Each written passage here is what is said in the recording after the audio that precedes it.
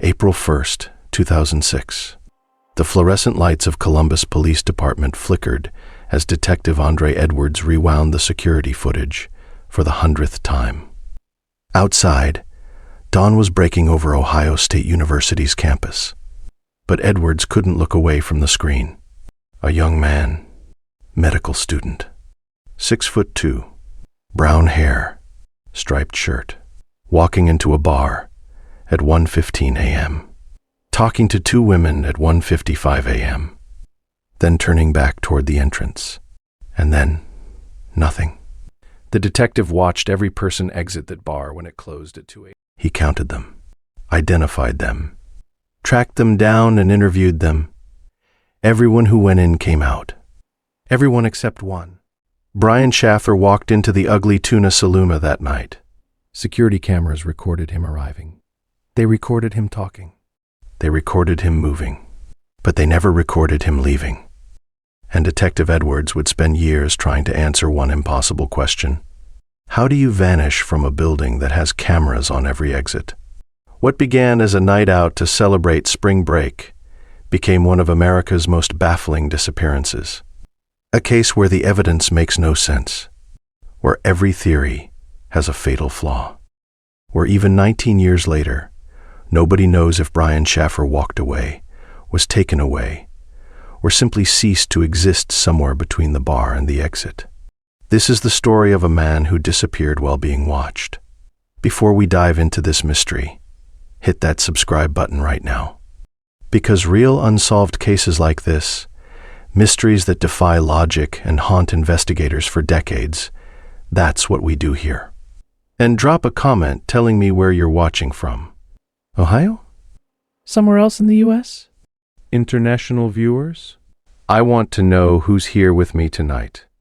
Now let's go back to the beginning. Let's talk about who Brian Shaffer was before he became one of America's most famous missing persons.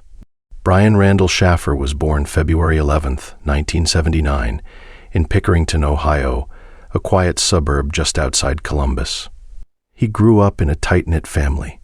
His father, Randy, worked as an electrician and played saxophone at their local church. Music ran in the family. Randy's saxophone playing was a staple at Sunday services, something the congregation looked forward to every week. His mother, Renee, was a nurse. She was the kind of woman everyone describes as the heart of the family. Warm. Caring. The person who held everything together. And Brian had a younger brother, Derek, who looked up to him in the way younger brothers do. From an early age, Brian was one of those kids who seemed to have it all together. Smart. Charismatic. Funny. The kind of person who could walk into a room and immediately make friends. Teachers loved him. Classmates gravitated toward him. He had that rare combination of intelligence and likability that made him seem destined for success. He graduated from Pickerington High School in 1997 and enrolled at Ohio State University for his undergraduate degree. 6 years later, in 2003, he graduated with a degree in microbiology. Impressive. A solid foundation for medical school. But here's the thing about Brian that made him different from most pre-med students. He didn't really want to be a doctor, not deep down. What Brian really wanted was to start a band. He was obsessed with Jimmy Buffett. That laid-back, tropical, beach life vibe. The idea of living on an island somewhere warm, playing guitar, making music, living free, that was Brian's real dream. He'd spent extended time in Puerto Rico and fell in love with the Caribbean lifestyle. The warm weather, the ocean, the slower pace. He told friends repeatedly that medicine was his backup plan. The practical choice. The responsible choice. The choice his family supported. He even had a Pearl Jam logo tattooed on his upper right arm. That's how much music meant to him. Pearl Jam wasn't just a band to Brian. It was a philosophy. Authenticity. Living on your own terms. Not conforming. But medicine was what you did if you wanted financial security. If you wanted your family to be proud. If you wanted a career that meant something. So in 2004, Brian enrolled in the Ohio State University College of Medicine. And by all accounts, he was good at it. He'd already gone through his white coat ceremony, that formal induction into the medical profession where students receive their first white coat and take the Hippocratic Oath. It's a big deal, a symbol that you're really becoming a doctor. Brian was on his way to becoming Dr. Brian Shaffer. During his time in medical school, Brian met someone. Her name was Alexis Wagoner. She was also a second-year medical student. Smart, beautiful, driven. They fell for each other hard. Everyone who knew them said they were perfect together, both working toward the same career, both understanding the pressure and the long hours, both planning a future together. Alexis spent holidays with the Shaffer family. She bonded with Renee, who adored her and encouraged Brian to propose. By March 2006, friends and family believed Brian was going to propose. He'd been dropping hints, talking about their future. Brian's mother, Renee, had even given them a spring break trip to Miami scheduled for early April. Everyone thought that's when he'd pop the question. Maybe on the beach, maybe over dinner, somewhere romantic. Life looked good for Brian Shaffer in March 2006. He was 27 years old, in medical school, in love, healthy, on track. But underneath the surface, Brian was carrying something heavy, something that would define the last weeks of his life. In 2005, Renee Shaffer was diagnosed with myelodysplastic syndrome, a rare blood disorder, a type of bone marrow cancer. It's aggressive. It's devastating. And it's often fatal. For months, the Shaffer family watched Renee decline. The woman who had been everyone's caretaker, the nurse, the mom, the center of the family now needed constant care herself. Brian took the news hard. He often told friends that his mother was the most important person in his life. She was his confidant, His hero. the person he turned to when life got complicated. Watching her suffer was unbearable. On March 6, 2006, just 3 weeks before Brian disappeared, Renee Shaffer died. Brian was devastated. According to friends, he struggled to cope with the loss.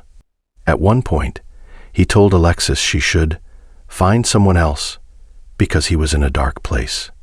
She refused to leave his side, but Brian's grief was complicated.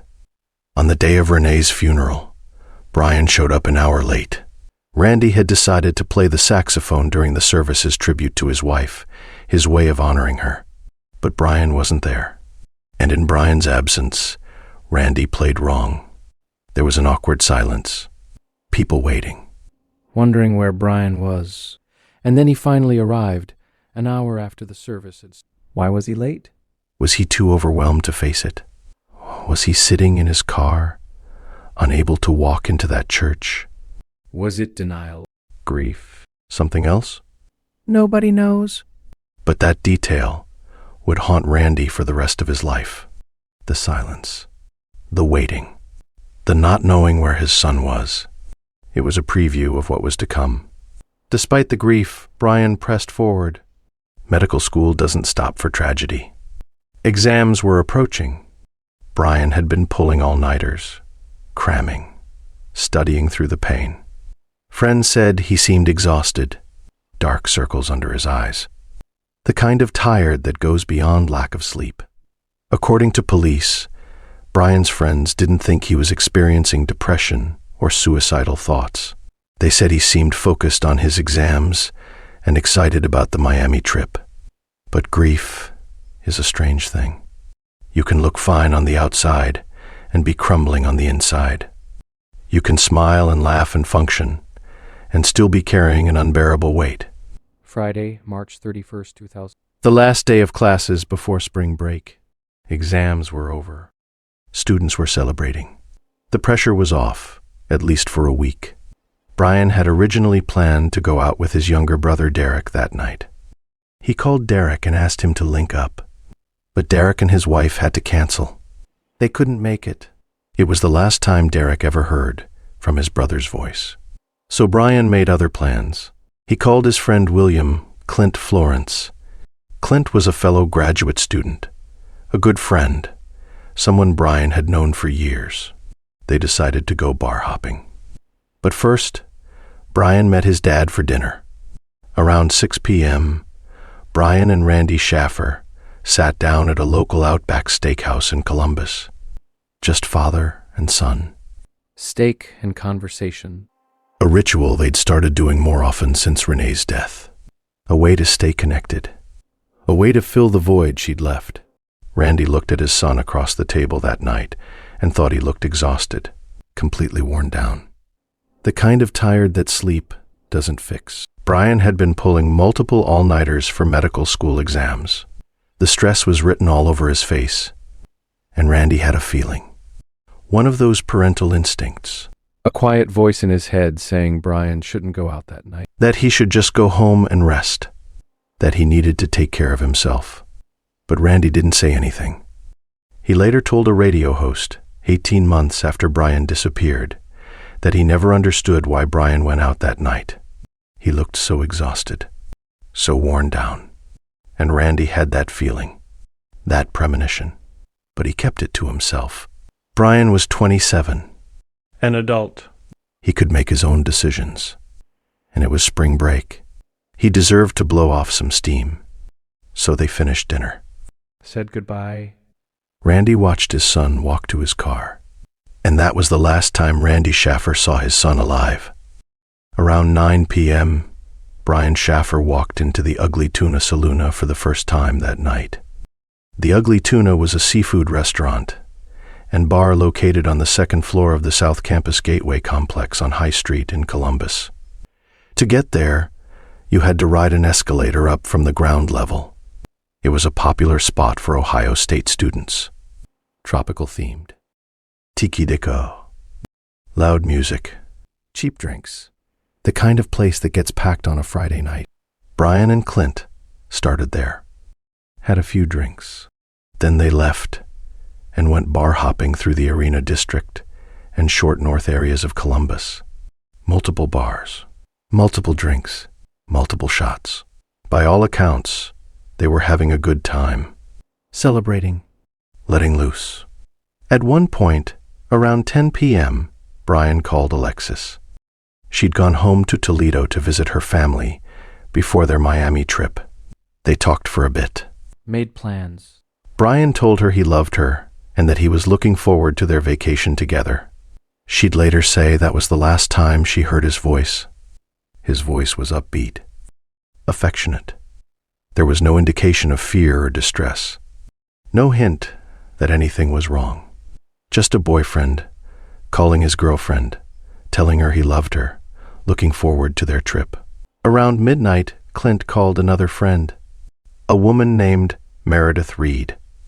She met up with them in the short north area and offered to drive them back to the Ugly Tuna Saloona for one more round before calling it a night. This is where the security cameras pick them up. At 1:15 a.m.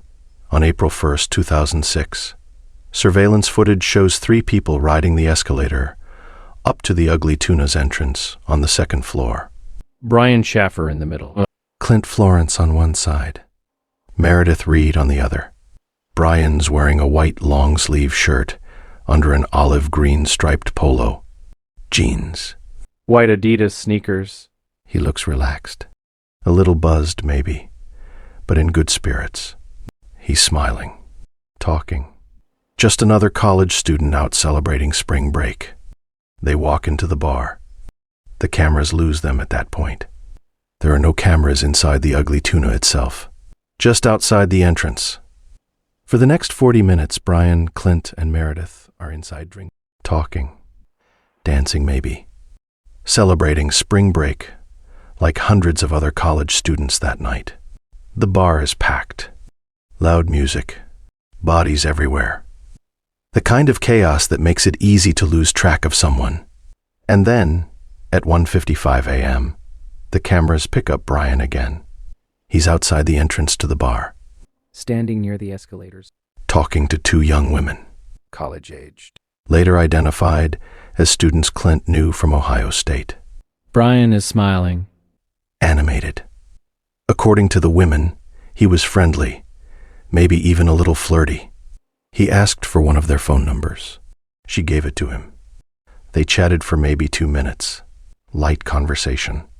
Nothing heavy. The women said goodbye and walked toward the escalators to leave. And Brian? Brian turned back toward the entrance of the bar, back toward the interior. He moved off camera. Heading back inside. Or at least, that's what it looked like. That is the last time Brian Shaffer was ever seen on camera.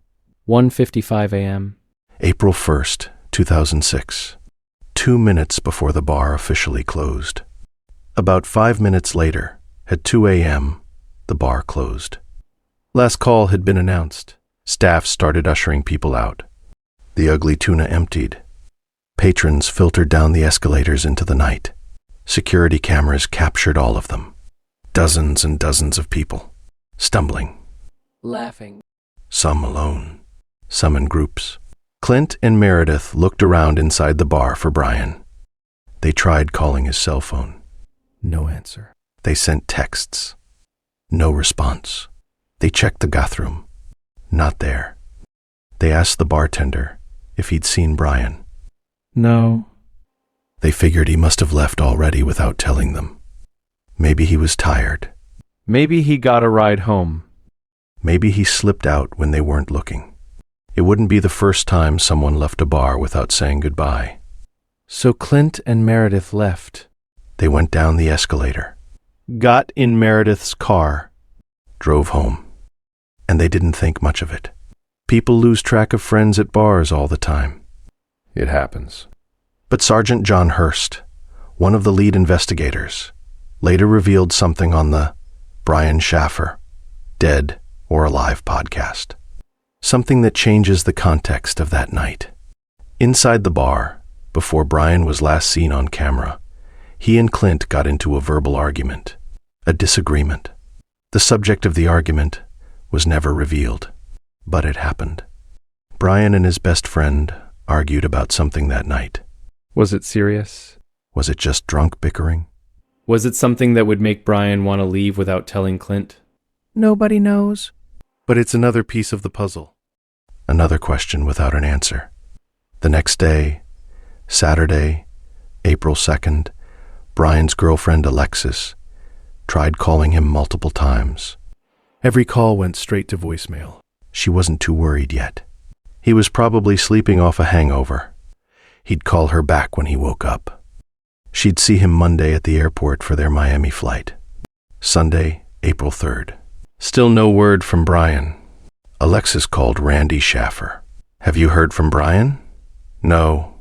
I thought he was with you. Now people were starting to worry.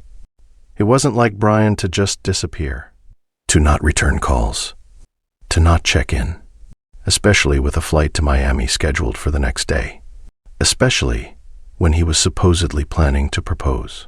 Monday morning, April 3rd. Alexis Wagoner went to the airport. She arrived early.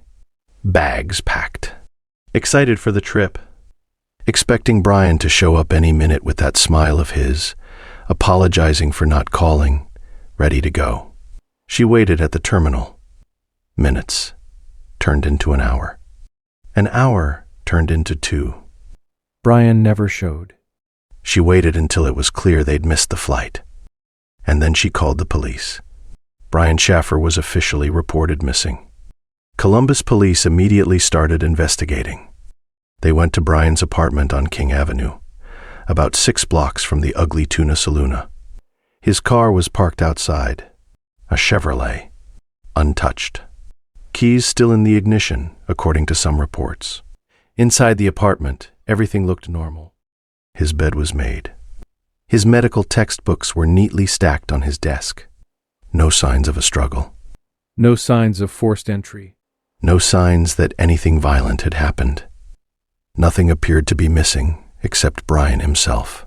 Detectives checked his bank accounts. No activity after March 30th. No ATM withdrawals. No credit card charges. Nothing. His wallet was in the apartment with cash still inside. his credit cards untouched. They checked his cell phone records. The last activity on his phone was at 2:10 a.m. on April 1st, when it received a text message from Clint asking where he was. After that, the phone went silent. But here's something strange. Something that would give the family hope for months. When people called Brian's phone in the days after he disappeared, it would ring, sometimes multiple times before going to voicemail. If the phone had died or been destroyed, calls would go straight to voicemail with no rings. So the phone was still on, still powered, still somewhere with battery life. But where? And even stranger, one night in September 2006, about 5 months after Brian vanished, Alexis called his phone like she did every night before bed. It was a ritual, a way to feel connected, a way to hold on to hope. Usually it went straight to voicemail. The battery had presumably died months earlier, but that night, in September, it rang. 3 full rings. 3 long, beautiful rings before going to voicemail. Alexis' heart stopped. She kept calling it back, over and over, just to hear it ring. Just to hear that sound, that connection, that possibility. Brian's wireless provider, Singular, was contacted. They investigated. They detected something. A ping. One single ping from Brian's phone hitting a cell tower in Hilliard, Ohio, about 14 miles northwest of Columbus. Was Brian's phone there? Was Brian there? Or was it really just a glitch, as the company later suggested? For a moment, hope surged through the Shaffer family. Maybe Brian was alive. Maybe he was out there. Maybe he'd turn his phone back on and call. But the phone company said it was most likely a system error, a computer glitch. Not an actual connection. Nobody knows for sure. And the phone never rang again. Detectives turned their attention to the last place Brian was seen, the Ugly Tuna Saloon. And that's when things got really strange, really impossible. The South Campus Gateway complex, where the Ugly Tuna was located, had security cameras everywhere. This was 2006, and Columbus actually had more video surveillance than Cleveland, Cincinnati, and Toledo combined. The Gateway complex had been built in an area known for high crime. Thefts, assaults, drug deals. So the property management installed cameras to protect tenants and customers. Multiple cameras, covering entrances, exits, escalators, Hallways. Every angle. Detective Andre Edwards pulled all the footage from the night of March 31st into April 1st, and he watched it. All of it. Hours and hours of footage. He tracked every single person who entered the Ugly Tuna Saloon that night. And then he tracked every single person who left when the bar closed at 2 a.m. He identified them, interviewed them, accounted for them. He went through that footage frame by frame, over and over, looking for Brian's distinctive striped shirt, his height, his build, anything that would show him leaving. Everyone who went in came out. Everyone, except Brian Shaffer. The cameras at the top of the escalator recorded patrons leaving when the bar closed at 2 a.m. Dozens of people, groups, couples, solo patrons stumbling down the escalator, drunk students laughing, people helping each other walk. The camera captured all of them. Their faces. Their clothing, their movements. But not Brian. Not once. Not in any frame. Edwards checked footage from surrounding businesses. The Sloppy Donkey, Mad Max, Lucky Stout House, all bars and restaurants near the Ugly Tuna, with their own security cameras pointing at the street, at the sidewalks, at the entrances. Not a single one captured Brian. Not walking, not running. Not stumbling. Nothing. Edwards reviewed every second, Multiple times. looking for someone in a hat that might be hiding Brian's face. Someone who changed clothes inside the bar to disguise themselves. Someone who kept their head down to avoid the camera. He looked for anyone roughly Brian's height and build, leaving around that time. He could say with 100% certainty, Brian Shaffer did not leave the Ugly Tuna Saloon via the main escalator entrance. So how did he leave? Where did he go? There were only a few possibilities. Limited ways out of a second-floor bar. The Ugly Tuna had 3 potential exits. That's it. 3 ways out. Exit 1, the main escalator entrance. This was the primary way in and out of the bar. Covered by security cameras from multiple angles. We know Brian didn't use this. The footage proves it. Exit 2, a rear emergency exit. This door was equipped with an alarm system. If someone opened it, the alarm would sound immediately. Loud. Impossible to ignore. And when the alarm triggered, a security camera would automatically focus on that door to record who opened it and why. That night, the alarm never went off. The camera never activated. Security logs confirm this. So Brian didn't use this exit either. Exit 3, a service door. This door was near the back of the bar, close to where Brian was last seen on camera talking to the 2 women. It was not meant for public use. It was for staff. For deliveries. For the band to load equipment in and out. This door led to a back hallway that connected to the first floor, which then opened into an active construction site behind the building. The South Campus Gateway building was relatively new in 2006. Parts of it were still unfinished. This construction area was a mess. Debris everywhere. Scaffolding. Equipment. Uneven surfaces. Holes in the ground. Poor lighting. Dangerous even in daylight. At 2 a.m., it would have been pitch black. Sergeant John Hurst, one of the lead investigators, said, "There's no reason for anybody to want to go out that area. It's heavily under construction and would be difficult sober." Would Brian, intoxicated after hours of drinking, after minimal sleep, grieving his mother, try to navigate a pitch-black construction site? And if he did, wouldn't there be some trace? Some evidence? The construction site was searched. Multiple times. Cadaver dogs were brought in.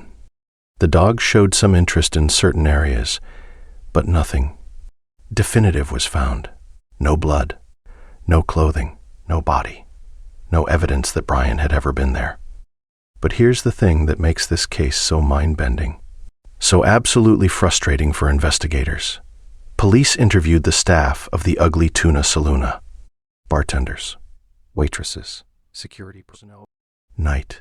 They all said they locked up the bar after everyone left. They did a sweep of the premises, standard closing procedure, checked the bathrooms, looked under tables, made sure nobody was passed out in a booth or a corner or behind the bar. The bar was empty when they left. They're certain of it. So if Brian didn't leave via the escalator, didn't leave via the emergency exit, and probably didn't leave via the construction site, then where did he go? Did he hide inside the bar?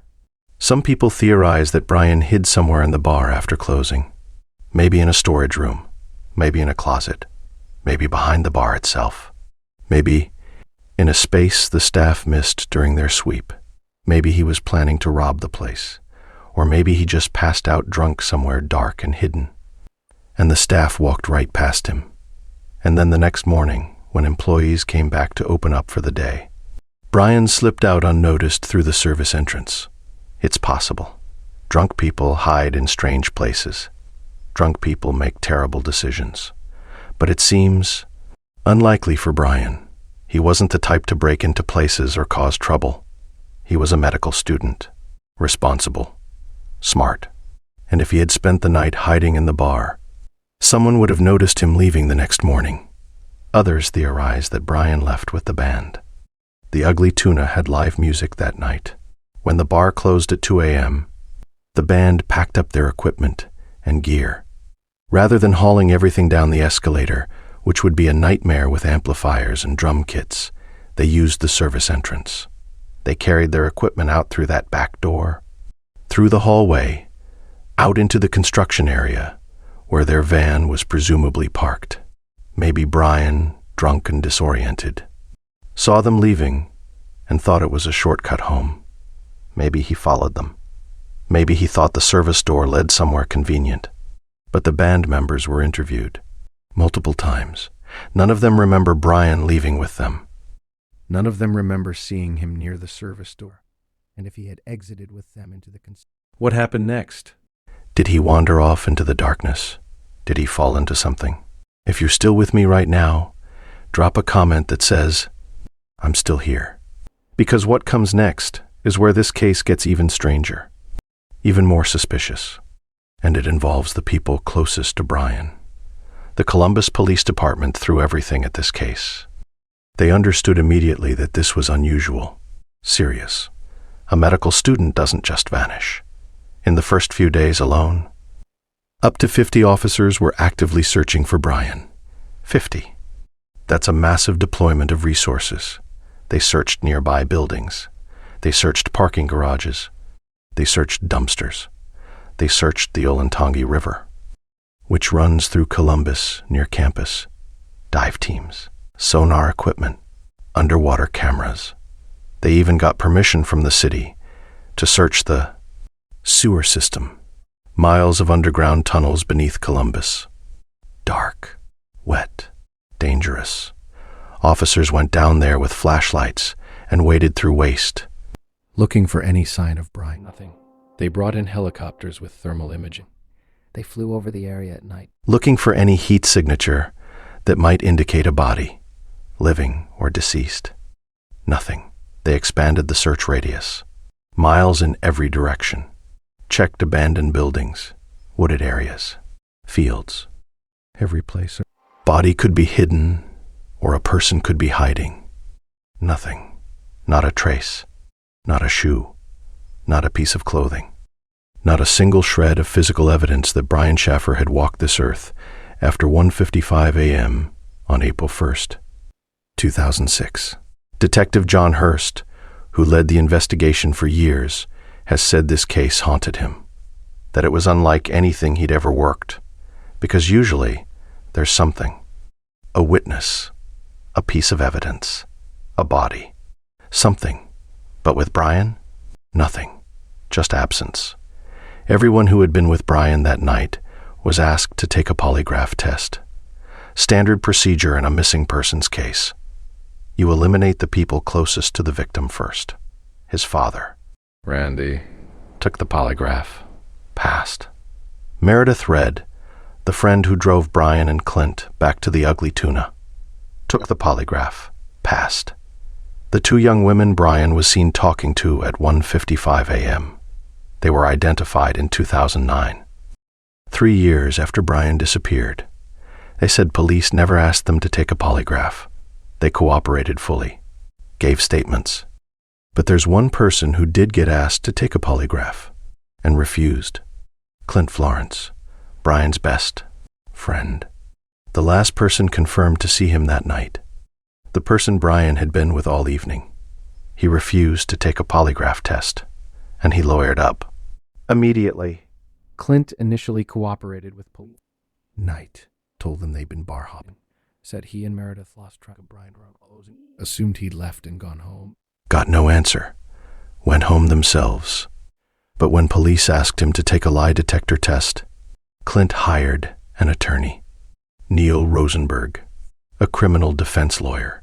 And from that point on, Clint stopped talking. He cut off communication with Brian's family, stopped responding to police questions, stopped returning calls from Randy and Derek, went completely silent. Why? This is the question that has haunted Brian's family for 19 years. Why would your best friend refuse to take a polygraph? Why would you lawyer up if you have nothing to hide? What are you protecting? Brian's brother, Derek, has been vocal about this. He believes Clint knows something. Maybe not everything. Maybe Clint wasn't involved in Brian's disappearance. But Derek believes Clint is withholding information. Something that could help. Something that matters.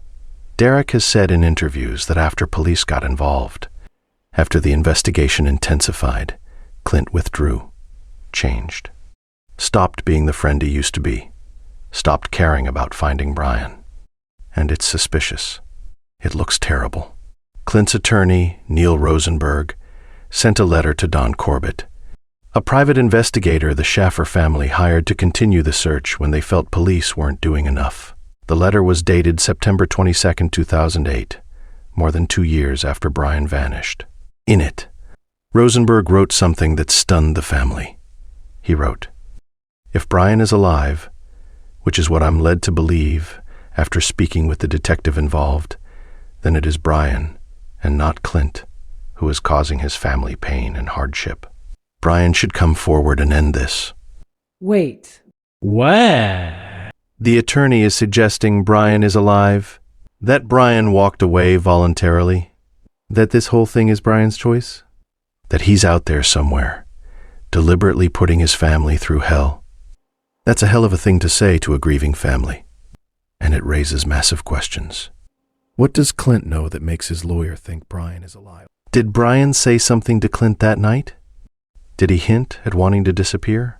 Did he talk about running away? Did they have an argument that revealed Brian's state of mind? According to Sergeant Hurst, Clint admitted during questioning that he and Brian had a verbal altercation inside the Ugly Tuna that night. But the subject of the argument was never revealed to the public. Clint wouldn't say. Police wouldn't say. What did they fight about? Was it serious? Was it about Alexis? About medical school? About drugs? About money? Did it escalate beyond words? Some people speculate that Clint was involved in drugs at the time. There's no concrete proof, just rumors that have circulated online for years. If that's true, maybe Clint refused the polygraph because he didn't want to admit to drug use. Maybe he thought being truthful about his activities that night would ruin his career, get him arrested, destroy his future. Maybe he had nothing to do with Brian's disappearance, but was protecting himself legally from unrelated charges. And maybe that's fair. Polygraphs aren't perfect. They're not admissible in court for a reason. Innocent people fail them. Guilty people pass them. They measure stress, not truth. And hiring a lawyer is often the smart thing to do when police start asking questions, even if you have nothing to hide.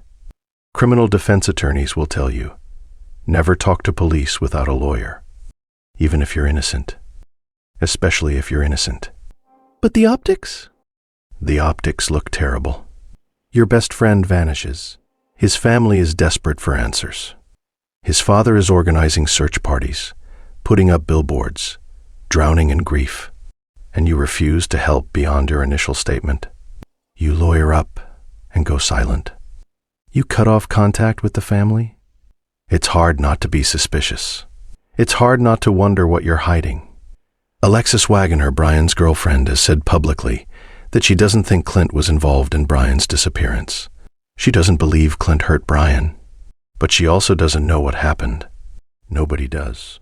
In 2009, 3 years after Brian vanished, Clint gave a brief phone interview to the Lantern, Ohio State student newspaper. He was asked about Brian's case, About the investigation. about his refusal to take a polygraph. And Clint said that any and all questions should be directed to his attorney. That's it. That's all he said. To this day, Clint Florence has never publicly discussed what happened that night beyond his initial police statement. He's never given an interview, never addressed the speculation. Never explained why he refuses to take a polygraph. He's moved on with his life. According to his LinkedIn profile, he works as a program officer at the National Institute of Allergy and Infectious Diseases. Good job. Respected position. Private life. And the mystery of what he knows, if anything, goes with him. So what are the theories? What could have happened to Brian Shaffer? Because in 19 years, with all the speculation and investigation and amateur sleuthing, a few theories have emerged as the most likely explanations. Theory 1. Brian died in an accident inside or near the bar. Maybe he fell. Maybe he got trapped somewhere. Maybe he suffered a medical emergency. The Ugly Tuna was in a building with ongoing construction. There were areas that weren't finished, spaces that were dangerous. Voids that were later sealed over with drywall or concrete. One theory suggests Brian tried to leave through the service door entered the construction site, stumbled in the darkness, and fell into a hole or shaft or void. Maybe he hit his head. Maybe he broke his neck. Maybe he fell into a space that was later sealed over by construction crews who had no idea he was there. Detective Hurst has mentioned this possibility. He said there were holes, gaps, spaces in that construction area that could have hidden a body. And if workers came in Monday morning and started pouring concrete or sealing walls, they might not have looked down into every void. They might have buried Brian without knowing it. But this theory has problems. The construction site was searched multiple times. Cadaver dogs showed some interest but found nothing conclusive. And construction crews came back to work on Monday, April 3rd, 2 days after Brian disappeared. Wouldn't they have noticed a body? Wouldn't they have smelled decomposition? Unless Brian fell into a space that was immediately sealed. A wall cavity, a vent shaft, a pipe, somewhere that was closed off before anyone realized he was there. It's chilling, but it's possible. In fact, there's a theory called the dumpster theory that Detective Hurst himself has mentioned in interviews. The idea is that Brian, drunk and disoriented, somehow ended up in a dumpster behind the bar. Maybe he was looking for his phone. Maybe he thought he saw something. Maybe he passed out in there. And then, early Monday morning, a garbage truck came and emptied the dumpster. Brian's body would have been compacted with trash and taken to a landfill, buried under tons of garbage, never to be found.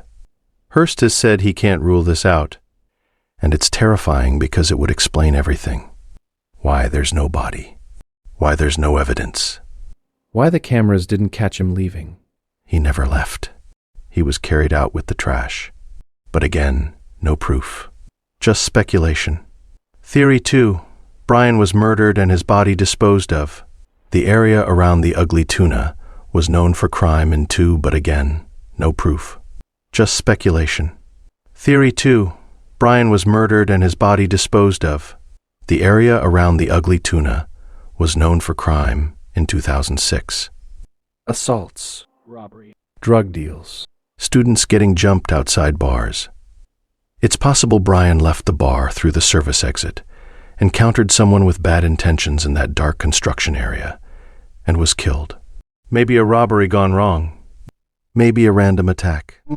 Maybe someone he owed money to. Maybe drug dealers if the rumors about Clint's activities were true. Some people have connected Brian's case to the smiley face killer theory. This is the idea that a network of killers, possibly an organized group, has been targeting college-educated young men across the Midwest for decades. The victims are typically found drowned in bodies of water, often weeks or months after they disappear. And near the sites where bodies are found, investigators have discovered graffiti of smiley faces. The theory suggests these aren't accidental drownings. They're murders made to look like drunk college kids falling into rivers. Brian fits the profile perfectly. Young. white, Male. College-educated. drinking with friends, last seen near a bar. The Olentangy River is nearby, just a short walk from the Gateway complex. Maybe Brian was abducted. Maybe he was drugged. Maybe he was thrown into the river. But Columbus police rejected this theory. The FBI rejected it. Most law enforcement agencies consider the smiley face killer theory to be unfounded conspiracy. Urban legend at best. And there's no smiley face graffiti connected to Brian's case that anyone's found. No body in the river despite extensive searches. No evidence of drowning. Still, the theory persists online. True crime forums debate it endlessly. And some retired NYPD detectives who originally proposed the theory still believe Brian could be a victim. Theory 3. Brian walked away voluntarily. This is the theory Clint's lawyer hinted at. The theory that some investigators have privately suggested. The theory that Brian's family absolutely rejects, but can't entirely disprove. Brian was grieving his mother. She'd died just 3 weeks before. He showed up late to her funeral, an hour late, which is bizarre and suggests he was struggling badly. Friends said the death hit him hard. Medical school is brutal. The stress, the pressure, the constant exams, the feeling that you're never good enough. Brian had expressed doubts about becoming a doctor. He told friends repeatedly that he wanted to start a band, live on an island, play music. Medicine wasn't his passion.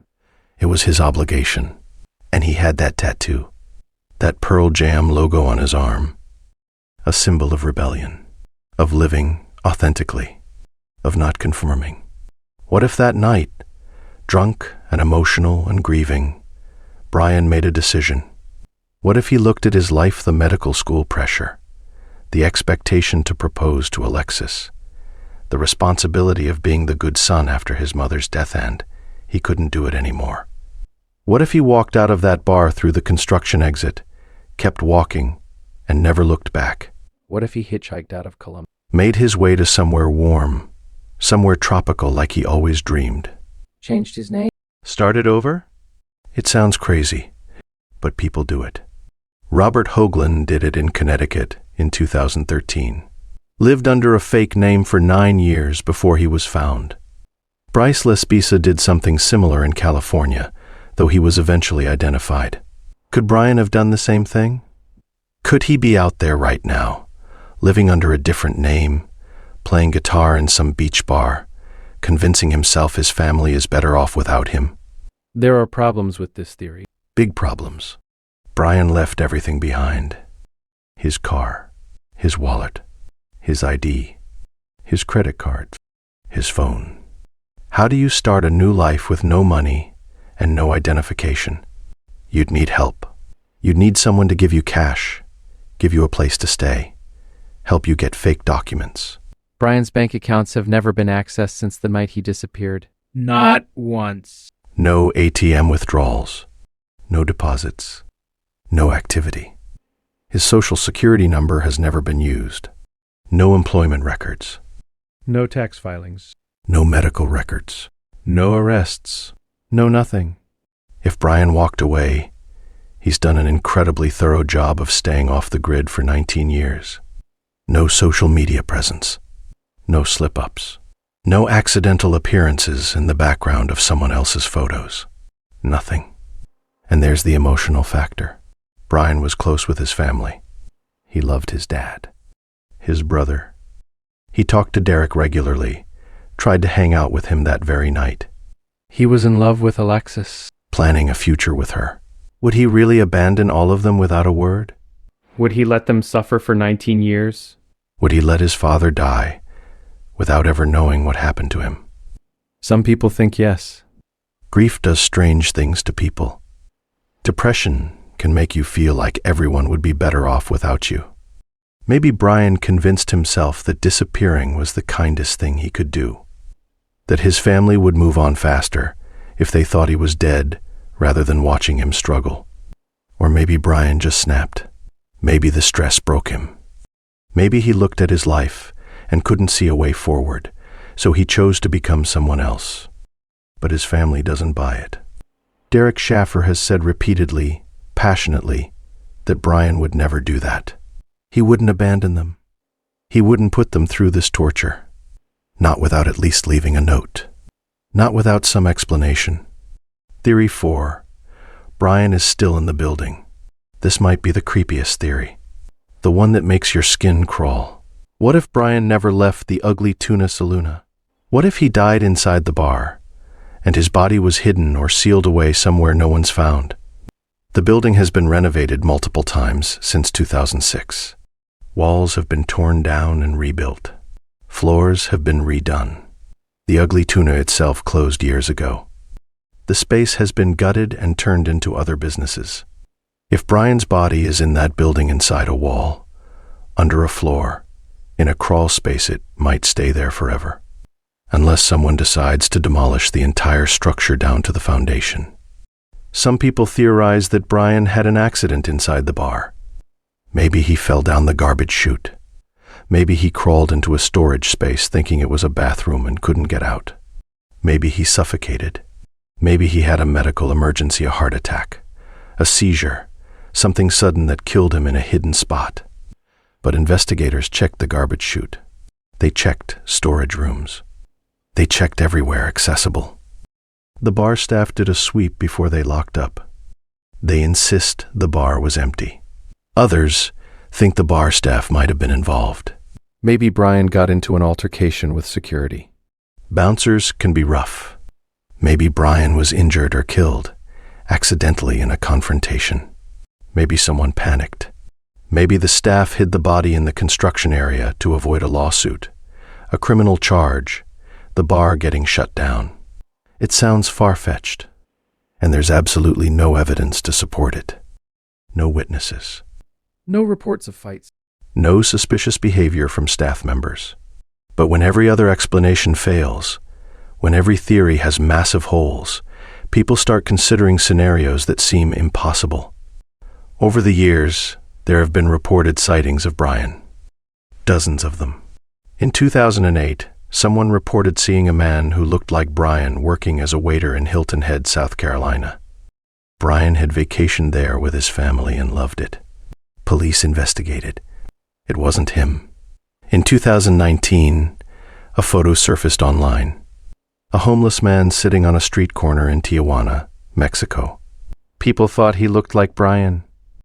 The image was sent to Columbus police. They forwarded it to the FBI for facial recognition analysis. The FBI ruled it out. Not Brian. In 2021, the Ohio Bureau of Criminal Investigation released an age-progressed photo of Brian. What he might look like at 42 years old. Slightly older. Receding hairline. Maybe some gray. The image circulated online. Tips came in. None led anywhere. In September 2008, 2.5 years after Brian disappeared, tragedy struck the Shaffer family again. And this time, it was the kind of tragedy that feels almost too cruel to be real. Randy Shaffer, Brian's father, was outside his home in Baltimore, Ohio. September 8th, 2008. A heavy windstorm had hit the area the night before. Branches down. Debris everywhere. Randy was outside clearing his yard, doing what needed to be done. A large branch broke off from a nearby tree. Maybe it had been weakened by the storm. Maybe it was already cracked. It fell. And it struck Randy directly in the neck. The impact killed him almost instantly. Neighbors found his body the next morning, lying in his yard. Randy Shaffer was 67 years old. He had spent the last 2.5 years of his life searching for his son. Every day, every waking moment. He joined search groups. He put up flyers. He gave interviews. He appeared on the news pleading for information. He lobbied the Ohio State Legislature to change laws about how missing adult cases are handled. He consulted psychics, even though he was skeptical, because he was willing to try anything. One psychic told him Brian's body was in the water near a bridge. Randy spent hours wading through the Olentangy River with his younger son Derek, searching, looking under bridges, checking shorelines, looking for anything that might be Brian. They never found him. Randy never got closure. He never got answers. He died not knowing what happened to his son. After Randy's death, his obituary was posted online. And then something happened that was so cruel, so heartless, it still makes people angry today. A comment appeared in the online condolence book. It was brief. It said, "Dad, I love you. Love, Brian, U.S. Virgin Islands." The family's hearts stopped when they saw it. Could it be real? Could Brian be alive? Could he be reaching out from the Virgin Islands, a place he'd always dreamed of living? Could this be the sign they'd been praying for? Columbus police were notified immediately. They treated it as a credible lead. They subpoenaed the website host's records. They traced the IP address of the computer that posted the comment, and they found that it had been posted from a public computer in Franklin County, Ohio, not the Virgin Islands, right there in Columbus. It was a hoax. Someone local. Someone who knew about Brian's case. Someone cruel enough to prey on a grieving family. The comment was removed. Police investigated, but never identified who posted it. It gave the family false hope for a brief, beautiful moment. And then it ripped that hope away and replaced it with even more pain. Derek Shaffer is now the only surviving member of his immediate family.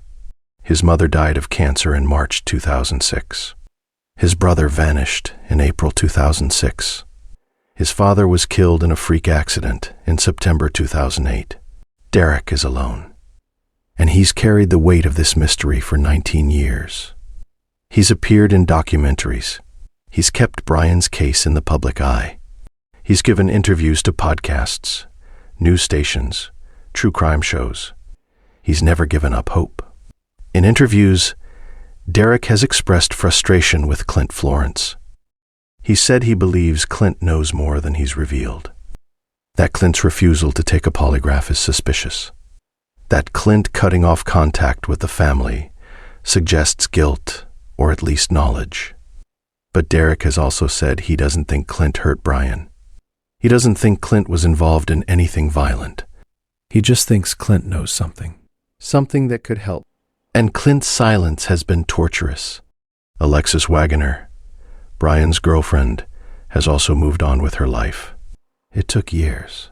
She's married now. She has children. She's built a new life. But she's spoken publicly about Brian several times.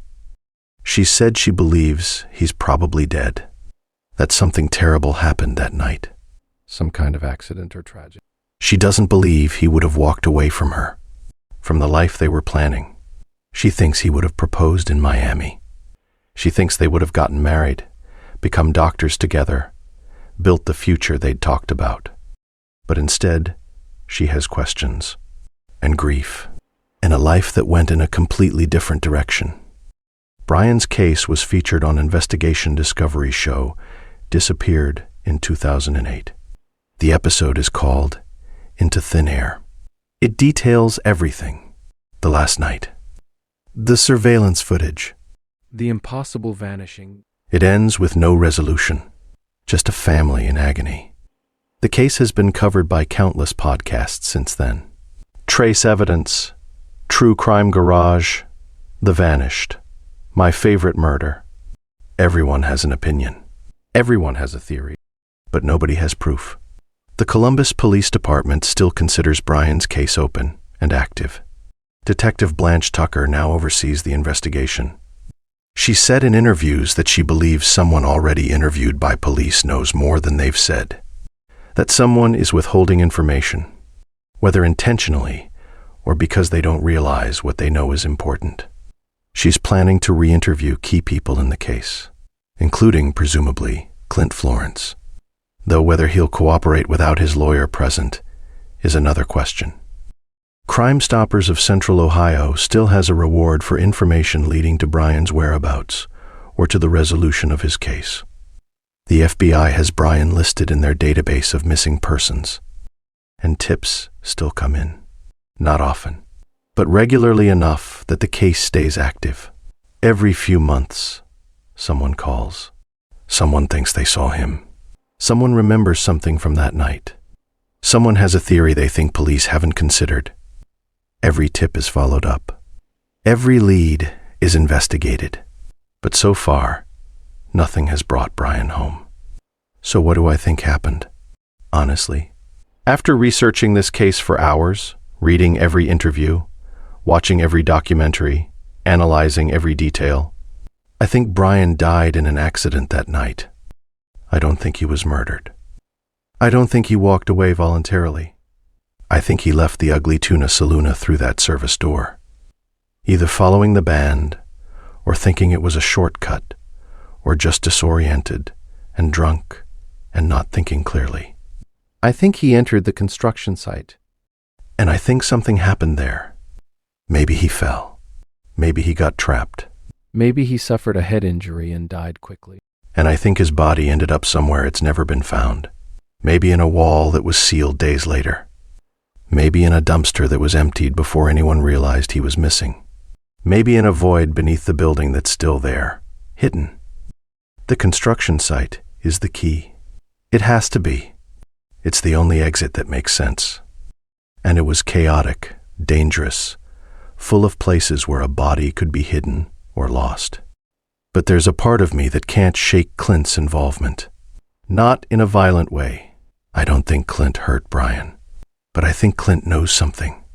I think that argument they had means something. I think whatever they fought about that night is connected to why Brian left the way he did. Maybe Brian told Clint he was thinking of leaving town. Maybe he said something that night about not wanting to be a doctor, about wanting to disappear, about feeling trapped. And maybe Clint thought he was just drunk and venting. Maybe Clint didn't take it seriously.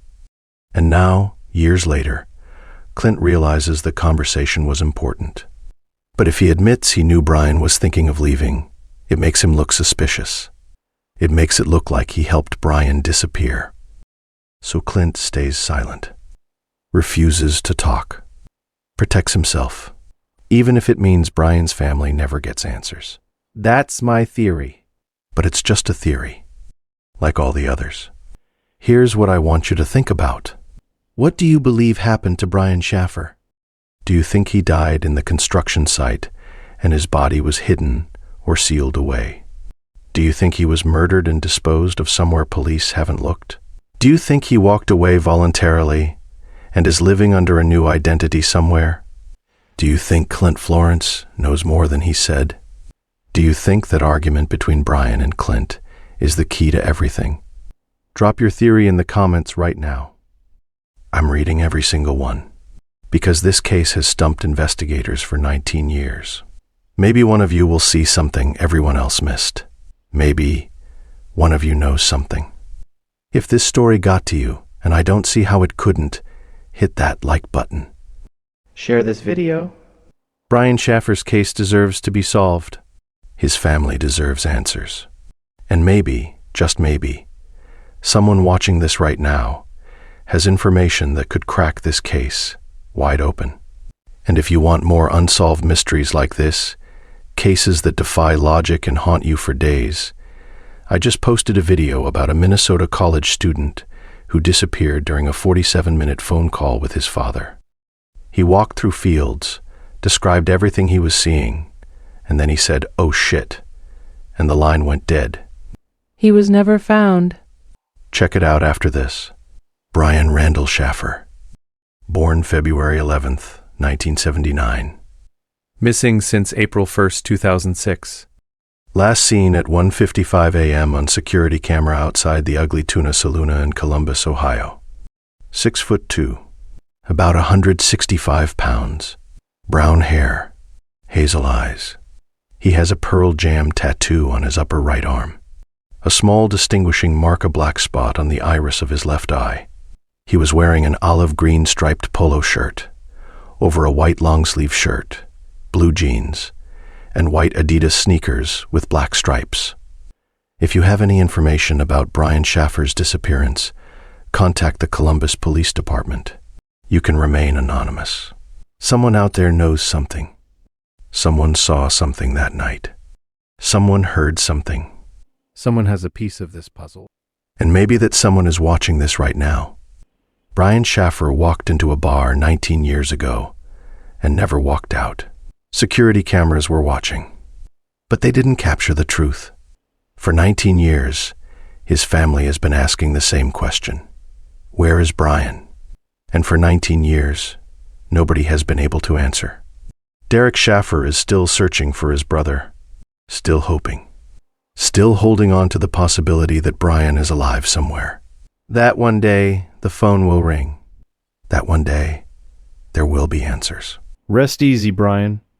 Wherever you are, your family hasn't forgotten you. The investigators haven't forgotten you. And now, everyone watching this video knows your story. We're going to keep asking questions, keep searching for answers. Keep your case alive. And one day, somehow, the truth is going to come out. The Ugly Tuna Saloon is closed now. The building's been renovated. That second floor where Brian was last seen looks completely different. But somewhere in that space, or somewhere in Columbus, or somewhere in the world, there are answers. and we're not going to stop looking until we find them.